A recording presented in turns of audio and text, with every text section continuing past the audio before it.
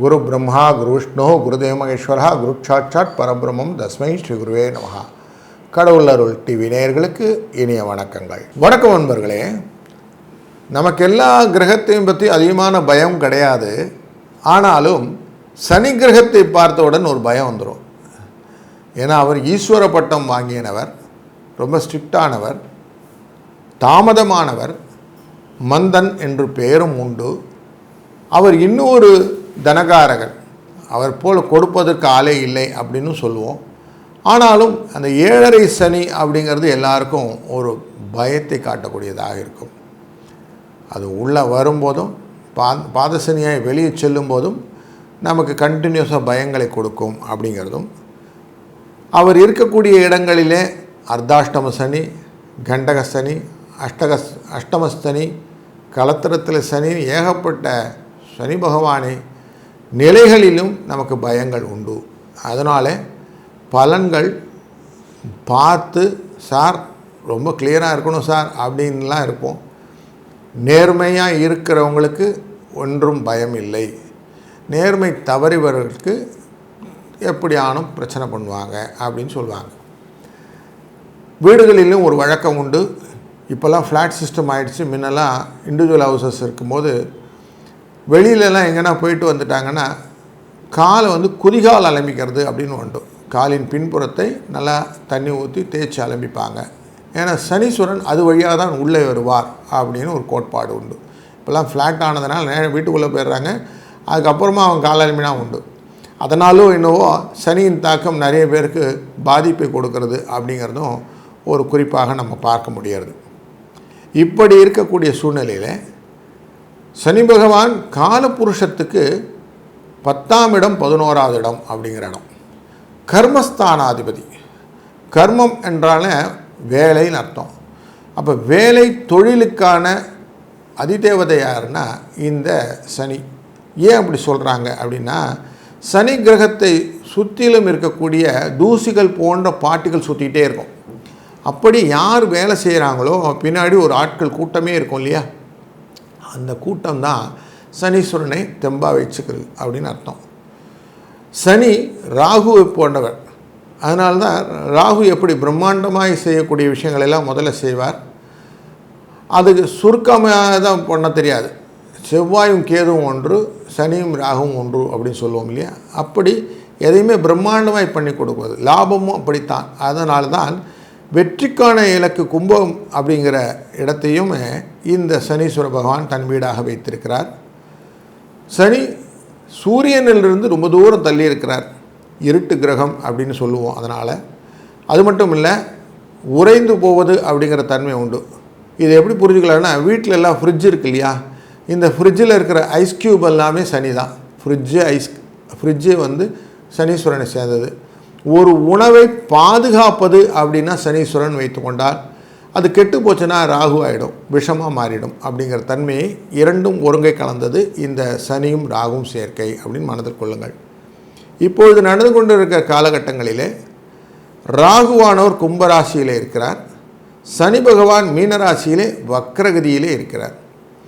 அதாவது சனி பகவான் மீனராசியிலே இருக்கக்கூடியவர் இந்த ராகுவை தொடுவது அப்படிங்கிற தன்மையில் போயிட்டுருக்கார். 12ஆம் இடம்னு காலப்புருஷத்துக்கு அங்கிருந்து 11வது இடத்தை தொடுவதாக செல்கிறார். அங்கே ராகு இருக்கிறார். இந்த ராகு ரிவர்ஸ் கிரகம், அவரோட ரிவர்ஸாக இவரும் போகிறார். இப்போது மாற்றம் வருகிறது. நவம்பர் 28ஆம் தேதி இந்த வக்ரம் அப்படிங்கிற தன்மை முடிந்து 29ஆம் தேதியிலிருந்து நேர்வழி பாதையிலே செல்ல போகிறார் அப்படின்னு தெரிகிறது.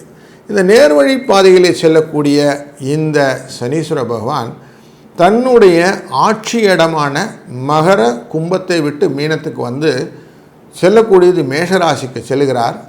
மேஷராசியிலே சனி நீச்சம் என்கிற கதியை அடைவார். இது எப்படி புரிஞ்சுக்கணுன்னா, சனி அப்படிங்கிறவர் ஆயுள்காரகன். இங்கிலீஷில் ஆயில், OIL அப்படின்னு சொல்லக்கூடிய ஆயிலுக்கும் இவர் தான் காரகன்.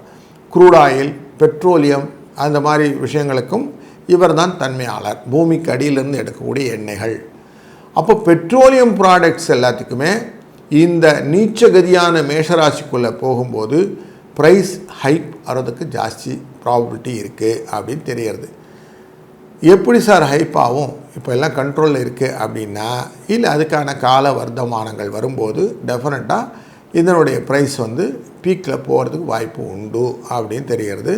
இதையும் ஒரு நிலைப்பாடாக ஆஸ் எ ஃபினான்ஷியல் அஸ்ட்ராலஜராக நான் சொல்லிக் கொடுக்குறேன். ஏன்னா குரு வந்து வக்கரகதியில் இந்த சனியை பார்த்து கொண்டு இருக்கிற சூழ்நிலை கிடைக்கும் மார்ச் 2026 வரைக்கும். அப்படிப்பட்ட சூழ்நிலையில் இந்த சனி பகவான் நேர்பார்வையாக நேரடி மூமெண்ட்டாக கொடுக்க ஆரம்பிக்கும்போது ஸ்லோவாக தன்மைகளே போர் என்ற குணங்கள் வரும். அந்த போராட்ட குணங்கள், போர் என்ற குணங்கள் நேச்சுரலி இந்த ஆயில் ரிலேட்டடாக நிறைய ஹைப்பு கொடுக்கறதுக்கு ப்ராபபிலிட்டி இருக்குது அப்படிங்கிற இண்டிகேஷனையும் மனசில் வைத்துக்கொள்வோம். சனி பகவானின் இந்த வக்கர நிவர்த்தியானது பொதுவில் செலவு ஜாஸ்தி இன்க்ரீஸ் பண்ணும். எப்படிப்பட்ட செலவுகள் அப்படின்னா, வெளிநாட்டு வர்த்தக தொடர்பு கொண்ட செலவுகளையும், கொஞ்சம் இல்லீகல் டிரான்சாக்ஷன் பண்ணுறவங்களெல்லாம் அடி வாங்குற மாதிரியும் நடக்கக்கூடிய சூழ்நிலையை இந்த சனி பகவான் ஏற்படுத்துவார். அப்போ எப்போல்லாம் ஃபெமா அப்படிங்கிற ஆக்டில் இருக்குது, ஃபெரா அப்படிங்கிற ஆக்டில் இருக்கிற எதையான கடத்துறது அப்படின்னு சொல்கிறாங்க இல்லையா, அந்த கடத்தல் வேலைகள்லாம் செய்வங்கள்லாம் நிறைய பேர் மாட்டக்கூடிய சூழ்நிலையை இனிமேல் கொடுக்கக்கூடியது இந்த வக்கர நிவர்த்தி காட்டி கொடுக்கும். அதுபோல் யாரெல்லாம் இந்த போதைக்கு அடிமையாகி போதைப் பொருளை கடத்துவது அப்படின்னு சொல்கிறாங்க இல்லையா, இவங்களும் இந்த காலகட்டங்களில் சிக்கிக்கொள்வதற்கான வாய்ப்புகளை இந்த சனி பகவானின் வக்கர நிவர்த்தி ஏற்படுத்தி கொடுக்கும். ஏன்னா இப்போ தொட்டுக்கிட்டு இருந்தது ராகுவை தொட்டார், இப்போ திரும்புகிறார். அதனால் இனி சீச்சி இந்த பழம் புளிக்கும் அப்படிங்கிற ஸ்டேஜில் திரும்புறதுனால கொஞ்சம் கொஞ்சமாக இந்த இல்லீகல் டிரான்சாக்ஷன்ஸ் இருக்கிறவங்கெல்லாம் மாட்டுவதற்கு, சிக்கிக்கொள்வதற்கு, சட்டத்தின் பிடியில் தண்டனை அனுபவிப்பதற்கு வாய்ப்புகள் நிறைய இருக்குது அப்படிங்கிற இண்டிகேஷன் நம்பர் 1. ரெண்டாவது இண்டிகேஷன், இது எல்லாமே கடல் நிலை தடந்து, அந்த மீனராசிங்கிறது கடல் நிலை, கடல் சார்ந்தது. இப்போ கடல் சார்ந்து செய்யக்கூடிய காரியங்கள் எல்லாமே யாரெல்லாம் எக்ஸ்போர்ட் ரிலேட்டடாக பிஸ்னஸ் பண்ணிட்டு இருக்கிறாங்களோ அவங்களுக்கெல்லாம் ஓவர் நைட் ஆப்பர்ச்சுனிட்டி அப்படிங்கிறது கிடைக்கும். மூன்றாவது, மறைந்த தொழில் அப்படின்னு சொல்லிட்டு சிலவங்க முகத்தையே காட்ட மாட்டாங்க. யாரெல்லாம் டைரக்டர்ஸ் அப்படிங்கிறவங்க ஃபிலிமில் கேமராவுக்கு பின்னாடி இருப்பாங்க, முகம் முன்னாடி வராது, நடிகர்கள் முன்னாடி இருப்பார்கள்.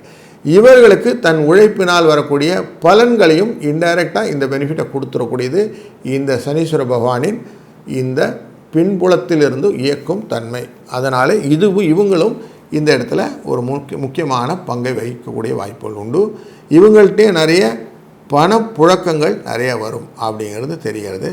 யாரெல்லாம் ரொம்ப கஷ்டப்பட்டிருந்த வாழ்க்கையில் அப்படின்னு சொல்கிறாங்களோ அவங்களுக்கெல்லாம் உழைப்பினால் வரக்கூடிய லாபங்களை நிதர்சனமாக தரக்கூடியது இந்த சனியின் வக்கர நிவர்த்தி பயிற்சி அப்படிங்கிறத ரொம்ப நோட் பண்ணி அடிக்கோட்டு எடுத்துக்கலாம். இதுதான் நிதர்சனமாக இந்த வக்கரத்தின் நிவர்த்தி தரக்கூடிய பலன். இப்படிப்பட்ட சூழ்நிலையில் இந்த கர்மகாரகனான சனியினுடைய வக்கர நிவர்த்தி ஒருவருக்கும் தன்னுடைய இண்டிவிஜுவல் ஜாதகத்தில் எப்படி இருக்குன்னு பார்க்கணும் ஆசை இருக்கும் இல்லையா? வாருங்கள் தொடர்ந்து காண்போம். வணக்கம் கடகராசி அன்பர்களே. உங்கள் ராசிக்குள்ளர் பூச நட்சத்திரம் அப்படிங்கிற நட்சத்திரத்துக்கு யார் காரணம் அப்படின்னா நமக்கு சனி பகவான் சொல்லுவோம். சனீஸ்வர பகவான் எல்லா விதத்திலும் உங்களுக்கு நன்மையை செய்யக்கூடியவர். அப்படிப்பட்டவர் இடத்துல தான் குரு உச்சத்தில் போவார் நார்மலாக இல்லையா? மீனராசியில் வக்கரகதியில் இருந்த இந்த சனி பகவான் வக்கர நிவர்த்தி பெற்று நவம்பர் 28 அன்னைக்கு வெளியில் வரார். 29 வக்கர நிவர்த்தி ஆகிடுறார். இதனால் உங்களுக்கு என்ன பலன் வருதுன்னா, உங்கள் ராசியிலேருந்து 9ஆம் இடம். அப்போது உங்களுக்கு நிறைய விஷயங்களில் காரியங்கள் எல்லாம் கொஞ்சம் கொஞ்சமாக செஞ்ச காரியம் பயத்திலேருந்து வெளிப்பட்டு, ஆனால் காரியங்களை ஃபுல்லாக செய்ய முடியாமல் ஒரு சின்ன குழப்பத்தில் மாட்டிக்கக்கூடிய சூழ்நிலை. தன்னுடைய பார்வையை லாபஸ்தானம் அப்படிங்கிற ரிஷபராசி மேலே வைப்பார். அதனால் லாபம் வரும். தன்னுடைய பார்வையை உங்களுடைய ராசியின் 3ஆம் இடம் அப்படிங்கிற கன்னி ராசி மேலே வைப்பார். அதனால் லாபம் வரும். தன்னுடைய பார்வையை உங்களுடைய ராசியினுடைய நேரடி பார்வைக்கு இருக்கக்கூடிய மகர ராசி பக்கத்தில் தனுசு ராசி இருக்குது இல்லையா, அங்கே வைப்பார். அது 6ஆம் இடம். இப்படி 3, 6, 11 என்ற இடத்துல வைப்பதனாலே இந்த சனீஸ்வர பகவான் உங்களுக்கு பண வரவை மிதமிஞ்சி கொடுக்கக்கூடிய சூழ்நிலை உண்டு. குடும்பத்தை எல்லாரையும் அனுசரித்து செல்லணும் அப்படிங்கிறது தான் நார்மலாக உங்களுக்கு பிடித்த காரியம். பாசம் மிக்கவர் நீங்கள். அதை எல்லாரையும் அனுசரித்து செல்லும்போது அந்த லூஸ் டாக் அப்படிங்கிற கோபம் உங்களை பாதிக்கும். அதனால் கோபத்தை மட்டும் கொஞ்சம் கண்ட்ரோல் பண்ணிக்கிட்டிங்கன்னா போதும். இந்த வழக்குகள் எல்லாம் இருக்கு இல்லையா, அதெல்லாம் உங்களுக்கு சாதகமாக திரும்பக்கூடிய சூழ்நிலையும் காட்டுது. வியாபாரத்தில் இருக்கக்கூடிய வியாபார அன்பர்களுக்கு புதிய முயற்சிகளிலே கொஞ்சம் பொறுமையை வச்சுக்கிட்டிங்கன்னா லாபத்தை பெற்றுடலாம். இந்த காலகட்டம் எப்படி இருக்குன்னா உங்களுக்கு லாபத்தை புரிந்து கொள்வது மட்டும் இல்லை, அடுத்தவங்களில் எப்படி எப்படி என்னென்ன கலரில் இருக்காங்கன்னு கண்டுபிடிச்சிடலாம். யார் யார் என்னென்ன மாற்று வேஷங்களில் இருக்கிறாங்க அப்படின்னு. ராமலிங்க அடிகளார் வள்ளலார் பெருமான் போய்கொண்டிருக்கும்போது இன்னொருத்தர் சொல்லிகிட்டு இருக்கிறார், மற்ற மனிதர்களை பார்க்கும்போது நாய் போகுது பூனை போகுதுன்னு சொல்லிகிட்டு இருக்கேன், இவரை போகும்போது தெய்வம் போகுது அப்படின்னு சொன்னாங்களாம். அந்த மாதிரி ஒவ்வொருத்தருடைய கலர் என்னென்ன கலரில் இருக்கிறாங்க அப்படின்னு நமக்கு தெளிவாக தெரியக்கூடிய சூழ்நிலையை இந்த சனி பகவான் உங்களுக்கு காட்டி கொடுப்பார். நீங்கள் செய்ய வேண்டிய முக்கியமான வேலை என்னென்னா, உங்கள் ரகசியத்தை வெளியில் சொல்லவே கூடாது. ரகசியத்தை உங்கள் கண்ட்ரோலில் வச்சுக்கோங்க. எக்கார்ந்து கொண்டும் அவுட் சைட் டிஸ்க்ளோஷர் வேண்டாம். குடும்பத்திலையும் தேவையில்லாத 3வது மனுஷன் தலையீட்டினால் செய்யக்கூடிய மத்தியஸ்தங்கிற காரியத்துக்கு இடமே கொடுக்காதீங்க. அது பக்கமே தலை வச்சு படுக்காமல் இருக்கிறது நல்லது. இப்படி பண்ணிட்டீங்கன்னா என்ன ஆகும், உங்களுக்கான வேலையை நீங்கள் ஸ்திரம்பட செய்து நீங்கள் வரக்கூடிய காசை அழகாக எடுத்துக்கலாம். ஒன்றும் பிரச்சனை இல்லை. இது கொடுக்கறது தெய்வம் கொடுக்கறது, ஒன்றும் பிரச்சனை இல்லை சார், பணம் வரும். அதனால் தைரியமாக இந்த விஷயங்கள் எல்லாம் சனி பகவான் இப்போது செய்ய போகிறார் அப்படிங்கிறது தெரிகிறது. சனி பகவானுடைய பூச நட்சத்திரம், அனுஷ நட்சத்திரம் மற்றும் உத்திரட்டாதி நட்சத்திரத்தின் போது உங்களுக்கு இருக்கிற கடன் தொகையை கொஞ்சம் கொஞ்சமாக குறைத்து விடுங்கள். ஆட்டோமேட்டிக்காக கடன் மலை போல் இருந்தாலும் பனி போல் விலகிவிடும். சனியை ஒர்ஷிப் பண்ணணுன்னாக்கா முக்கியமாக இந்த ஏழை எளியவர்களுக்கும் முடிந்தவரை இந்த மாற்றுத்திறனாளிகளுக்கும் ஹெல்ப் பண்ணுறது, இவங்களுக்கு உதவுவதனாலே அப்படியே டைரெக்டாக சனிக்கு உதவுறதுன்னு அர்த்தம். அப்படி உதவுவதனால உங்களுக்கு என்ன நன்மை அப்படின்னு சொன்னாக்க, உங்களுக்கு ஏற்கனவே லாபம் கிடைக்கிறது, இந்த பக்கம் பயணங்கள் மூலியமாக லாபம் கிடைக்கிறது, அதுபோல் நீங்கள் கொடுத்த காசு ரிட்டர்ன் வரத்துக்கும் வாய்ப்பு இருக்குது, கொடுத்த கடன் திரும்பும், எதிரிகள் உங்களை விட்டு பயந்து ஓடுவார்கள். இப்படி நல்ல விஷயங்கள் எல்லாம் நிறைய லைனப் ஆகி உங்களுக்கு நல்ல ஒரு ஆப்பர்ச்சுனிட்டியை இந்த சனி பகவான் ஏற்படுத்தி கொடுக்கிறார். நல்லது நடக்கும், நல்லதே நடக்கட்டும். வாழ்க வளத்துடன். கடவுள் அருள் டிவியை பார்த்தமைக்கு நன்றிகள். மேலும் இது போன்ற தகவல்களை தெரிந்து கொள்ள கடவுள் அருள் டிவியை சப்ஸ்கிரைப் செய்யுங்கள். மறக்காமல் பெல் ஐக்கானை கிளிக் செய்யுங்கள்.